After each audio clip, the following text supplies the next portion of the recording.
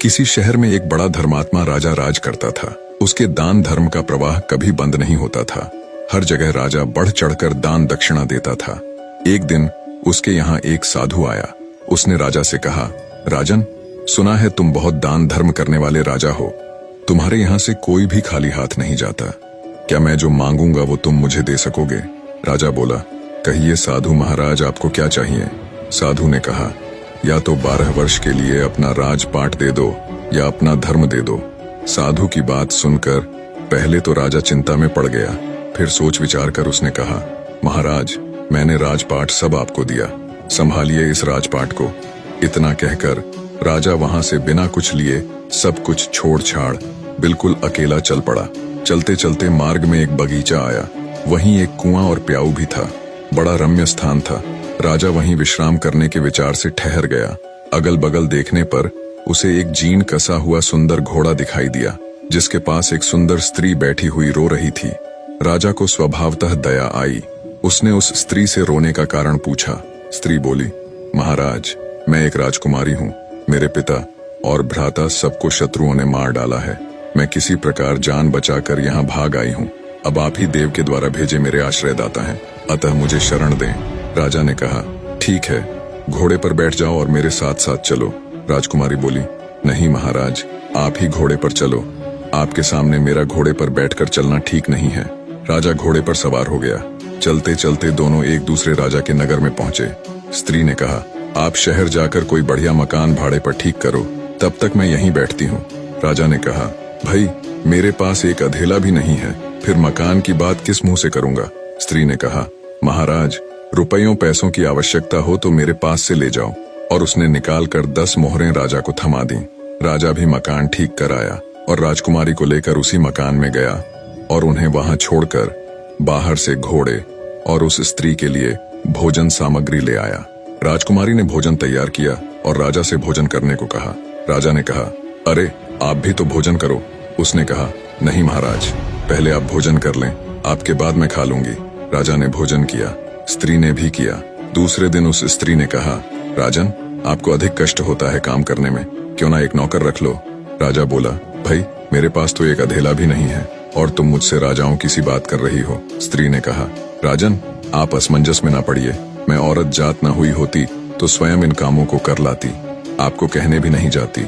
रुपये पैसों की आपको जब भी आवश्यकता पड़े, आप हमसे निस्संकोच मांग लिया कीजिए।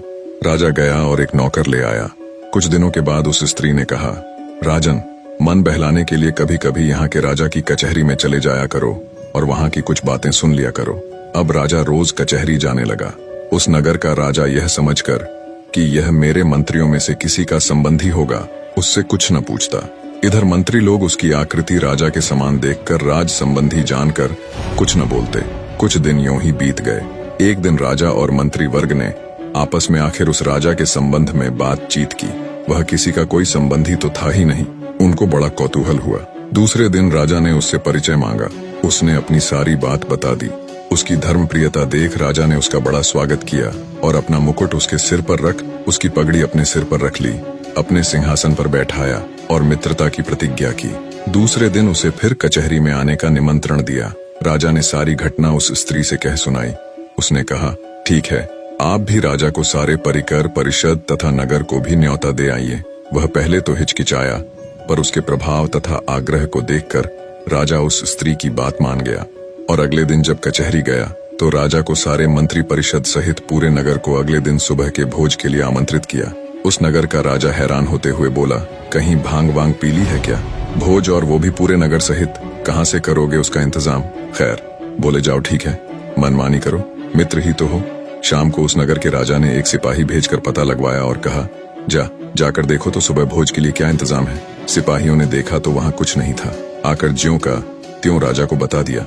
राजा ने कहा, भाई, उसने पक्का भांग वांग ही पी रखी होगी, इधर इसको भी चैन न था। उस स्त्री से कहने लगा, भाई, तूने मेरी अच्छी फजीहत कराई है, प्रातः राजा न जाने मुझे क्या कहेगा। स्त्री ने कहा, महाराज चिंता न करें, यदि आपको धैर्य न हो तो उस बगीचे में देखाएं जहाँ से मुझे लिवा लाए थे।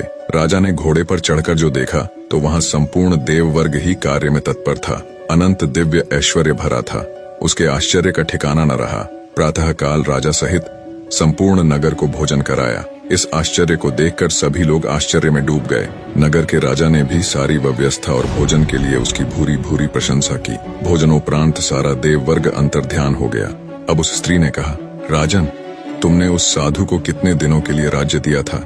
जरा कागज तो देखो। राजा ने देखा तो समय पूरा हो चुका था। स्त्री बोली, तो अब आप भी अपने राज्य में जाओ और अपना राजपाट संभालो।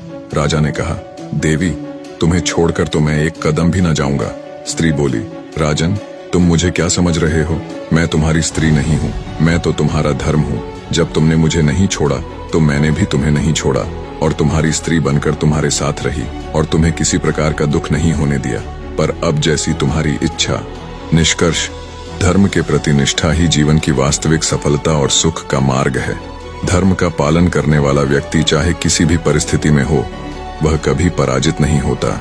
धर्म से व्यक्ति न केवल भौतिक सफलता प्राप्त करता है, बल्कि जीवन की गहराई और सत्य को भी समझता है। धर्म के बिना जीवन अधूरा और अराजक हो सकता है, लेकिन धर्म के साथ व्यक्ति हर चुनौती को पार कर सकता है।